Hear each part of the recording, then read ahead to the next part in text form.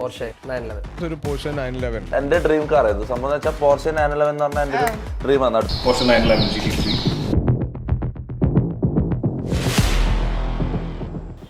Porsche 911 GT വാങ്ങാൻ ഇത്ര സിമ്പിളാണോ? എല്ലാവരുടെയും ഒരു ഡ്രീം കാറാണല്ലേ പോർഷ് 911 GT. 2410 റൂൾ അനുസരിച്ച് ഇത് എങ്ങനെ വാങ്ങാമെന്ന് നോക്കിയാലോ.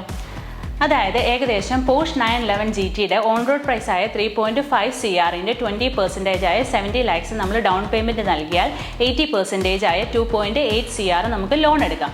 അതിന് 9% പലിശ നിരക്കിൽ ഒരു മാസം EMI ആയിട്ട് നമുക്ക് അടയ്ക്കേണ്ടി വരുന്ന തുക എന്ന് പറയുന്നത് 6.97 lakhs ആണ്. അതായത് ഒരു മാസത്തെ ബേസിക് സാലറി എന്ന് പറയുന്നത് 69.7 lakhs ആയിരിക്കണം. അങ്ങനെയെങ്കിൽ 30,000 to 35,000 ബേസിക് സാലറി വാങ്ങുന്ന ഒരു വ്യക്തിക്ക് 8 to 10 lakhsന്റെ ഇടയിൽ വരുന്ന ഒരു കാർ വാങ്ങണമെങ്കിൽ അദ്ദേഹത്തിന് ഒരു മാസം അടയ്ക്കേണ്ടി വരുന്ന EMI എന്ന് പറയുന്നത് ഇൻ ബിറ്റ്വീൻ 15,000 to 20,000 ആണ്. അതായത് അദ്ദേഹത്തിൻ്റെ സാലറിയുടെ 50% to 65% മാത്രം EMI ആയിട്ട് കൺവേർട്ടായി പോകും. അതായത് 2410 റൂൾ അനുസരിച്ച് നമ്മുടെ EMI എന്ന് പറയുന്നത് ഒരിക്കലും നമ്മുടെ സാലറിനേക്കാൾ 10% കൂടാൻ പാടില്ല.